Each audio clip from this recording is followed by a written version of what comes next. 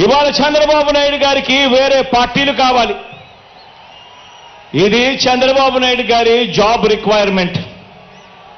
ఎందుకంటే బాబు పేరు చెబితే గుర్తుకొచ్చే ఒక్క మంచి కూడా ప్రజల నోట్లో నుంచి వినపడదు. చంద్రబాబు పేరు చెబితే గుర్తుకొచ్చే ఒక్క స్కీము కూడా ప్రజల నోట్లో నుంచి వినపడదు, కనిపించదు. అందుకే పొత్తుల్లో భాగంగా ముందుగా ఒక ప్యాకేజీ ఇచ్చి ఒక దత్తపుత్రుని తెచ్చుకున్నాడు ఈ పెద్ద మనిషి చంద్రబాబు నాయుడు. దత్తపుత్రుని ఎందుకు తెచ్చుకున్నాడంటే ఈ ప్యాకేజీ స్టార్ అయితే సైకిల్ సీటు తనకు కావాలని అడగడు. తన వారికి సీట్లు ఇవ్వకపోయినా కూడా ఈ పెద్ద మనిషి ఈ దత్తపుత్రుడు అడగనే అడగడు. ఎందుకు ఇన్ని తక్కువ సీట్లు నాకు ఇస్తున్నావు అని చెప్పి అంతకన్నా క్వశ్చనే చెయ్యడు. కావాలంటే తాను తాగుతా ఉన్న టీ గ్లాస్ కూడా బాబుకే ఇచ్చేస్తాడు. చంద్రబాబు సిట్ అంటే కూర్చుంటాడు, చంద్రబాబు స్టాండ్ అంటే నిలబడతాడు.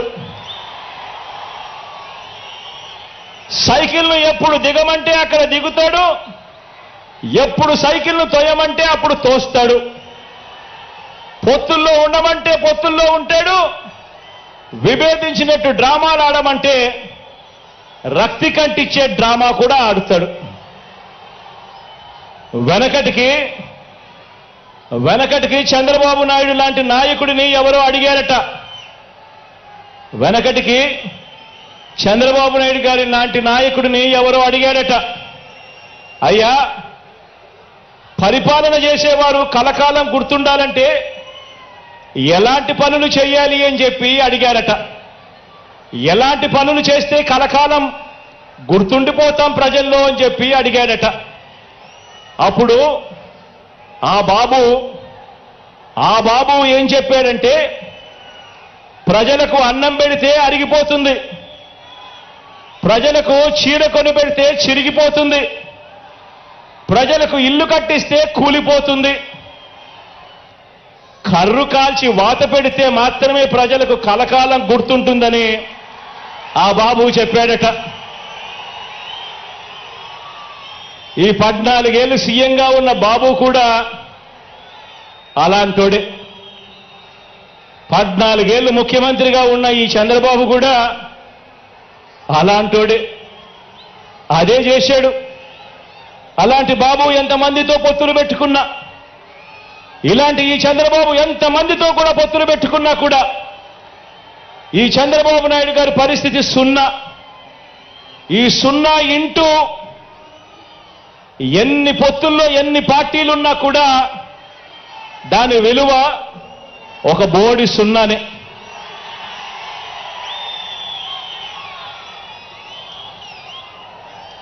ఆశ్చర్యం ఏమిటో తెలుసా? ఇప్పుడు చంద్రబాబు నాయుడు గారు ముగ్గురితో కలిసి పొత్తు అని అంటా ఉన్నాడు, 3 పార్టీలతో పొత్తు అని అంటా ఉన్నాడు.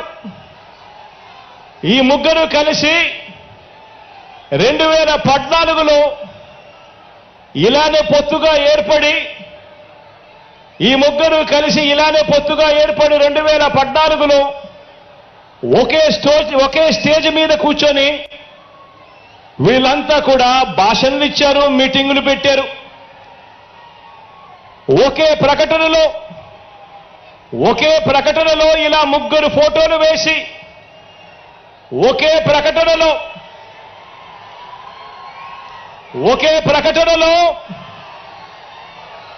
ఇలా ముగ్గురు ఫోటోలు వేసుకుని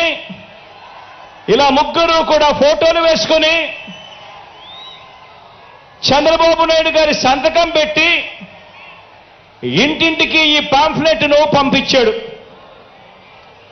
ఇంటింటికి పంపించిన ఈ పాంఫ్లెట్లో చంద్రబాబు నాయుడు గారు ఏం రాశారో తెలుసా? ఈ ముగ్గురు ఫోటోలు పెట్టి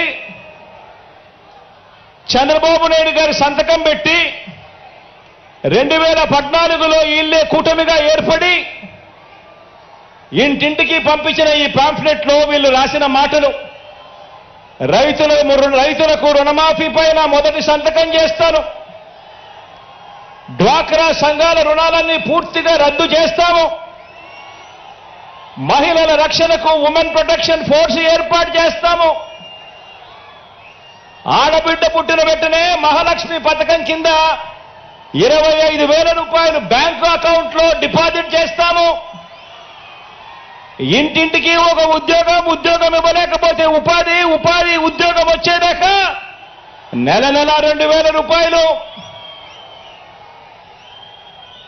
నిరుద్యోగ భృతిగా ఇస్తాము. 10,000 కోట్లతో